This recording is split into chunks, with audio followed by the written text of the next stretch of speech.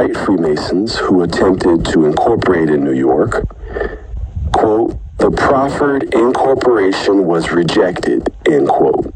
In 1901, Black Freemasons incorporated as a fraternal and charitable association under the May 5th, 1870 Act of Congress. Court proceedings revealed that the imperial potentate of the white Shriners mentioned Black Shriners in national meetings, and nothing was done to show they had exclusive rights. Black military personnel served in the Spanish-American War that began in 1898 and had a significant presence when the United States entered World War I on April 6, 1917. Some Black soldiers stayed overseas after the war and built colonies where they settled in Europe. Military service did little to deter the ravages of white supremacy in the United States, however. Deadly as the flu pandemic that was raging at the time, white violence against Black soldiers was swift. Sometimes Black military personnel were lynched in their uniforms on their way back from war. On December 11, 1917, Corporal Charles Baltimore was murdered by the local authorities in Texas. Houston police fatally wounded Corporal Baltimore, a member of the 24th U.S. Infantry Regiment of Buffalo Soldiers, who had been defending a Black woman from police violence. Black military men began a protest in the city, which devolved into a deadly conflict. After most of the Black military men were court-martialed, 13 were secretly hanged at dawn for treason.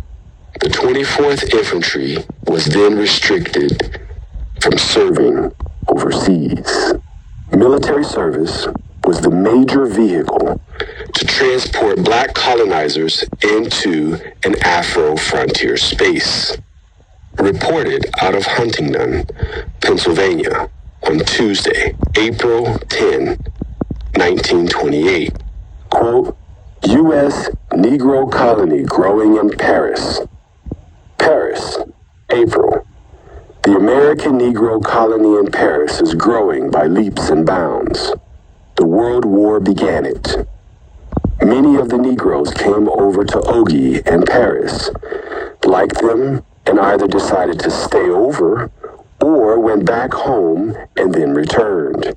There is no distinction of color in the French capital.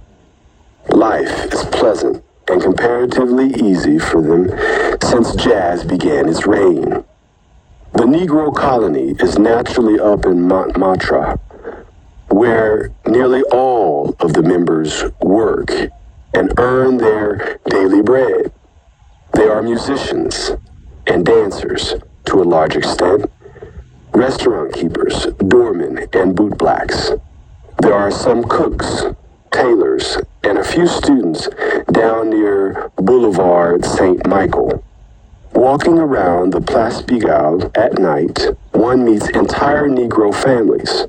Sometimes they sit in their favorite cafes, sipping a beer or coffee, talking about the latest jazz hits and bootleggers back home. End quote. Wherever Black military personnel went, so too went Black Freemasonry, as an omnipresent element of Black folks' collective colonizer consciousness. White Freemasons in Arkansas filed a lawsuit in 1914 while Black Freemasons continued their growth. The suit was filed in part because Black Freemasonry had grown large enough that it made the white Shriners' argument of exclusive rights less believable. Size mattered in a system that recognized the Leviathan. Ultimately, the final decree of the court stripped away all rights of Black Shriners to continue in name or full regalia in 1929. The adverse ruling did little to deter Black Freemasonry, which continues into the present day. The fraternity's secrecy, however, has led to an oversight in the recognition of its importance in the development of Black communities and in frontier spaces. In January 1918, white Freemasons in Houston filed a similar lawsuit to restrict Black Freemasons from the higher order. Black Freemasons argued the white order never received exclusive rights, explicit in the order's Texas incorporation in 1902. This time, Texas state courts recognized the rights of Black Freemasons. The court opinion recognized the two orders were similar, but it didn't see a violation of the state law. Nevertheless, courts found white Freemasons did have superior and exclusive right to their version. Most notably, the Supreme Court case forced Black Freemasons to reveal their membership and wealth. The corporate veil of the fraternity allowed Black Freemasons of the 33rd degree to grow to 9,000 members, who were all exposed to targeted acts. The corporate veil allowed Black Freemasons to build a real estate empire that included 76 lodges valued at about $600,000, $10 million today. Quote, Negro Shriners are enjoined, Houston, Texas, March 25th, 1922, by the Associated Press. Houston, Texas, March 25th. A temporary injunction restraining Negro Shriners, so-called, from wearing the Shriner emblem and from using organization name peculiar to the shrine was granted Saturday by Judge Ewing Boyd in district court, end quote. The condition of American Blackness assumed second-class citizenship in the United States.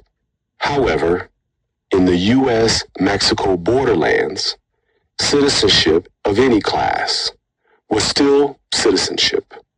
Unlike white spaces that produced a black-white binary, the borderlands produced a citizenship privilege in relationship with that of the non-citizen.